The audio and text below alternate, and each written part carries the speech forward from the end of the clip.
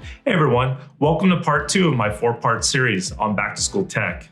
Make sure to check out part 1 if you haven't watched it already. I'll put a link in the description below or in the banner above here.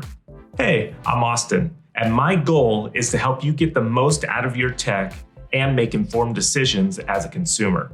Today, I'm going over Apple products specifically. Part 3 will be Microsoft Windows, and part 4 will be Google, including Android and Chromebooks. So let's talk about Apple products.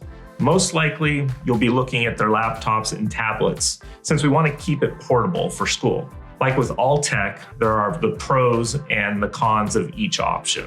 You just have to decide which is best for what you need. So some of the downsides to Apple products is that they come in very few options and typically go from expensive to very expensive. Another con is that some school software may not work on Apple products due to the Apple's closed ecosystem. This means Apple is strict about what they allow on their systems, and therefore their products may not be compatible with everything your student needs.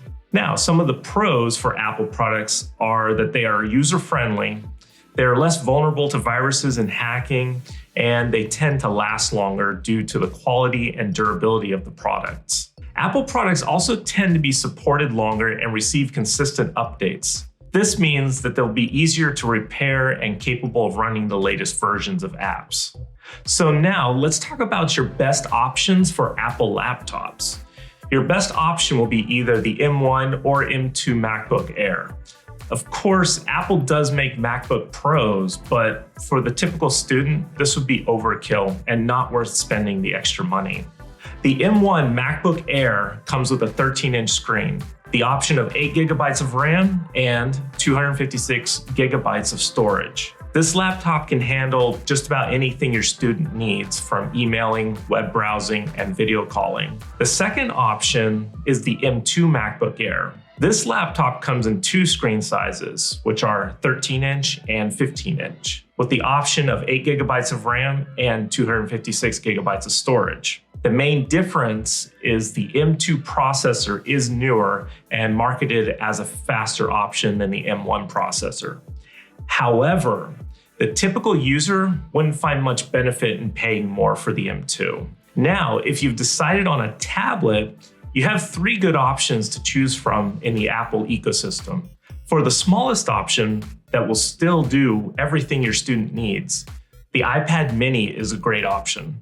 It has a screen size of just about 8.3 inches and supports the 2nd generation Apple Pencil. If you're looking for something with a larger screen and cheaper than the iPad mini, then the iPad is another option. It's a basic model with a 10.9-inch screen and would be a good option for schoolwork and the basics.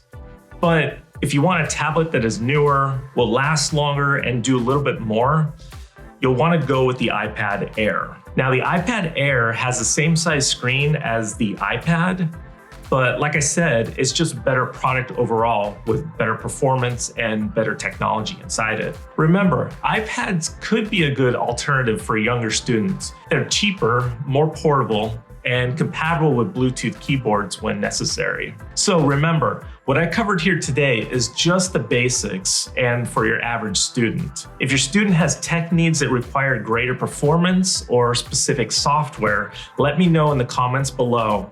And make sure to click that subscribe button if you haven't already so you don't miss my future videos, including part 3 of this series, if you prefer Windows over Mac. Don't forget to click that like button if you found this video helpful, and thanks for watching. Bye.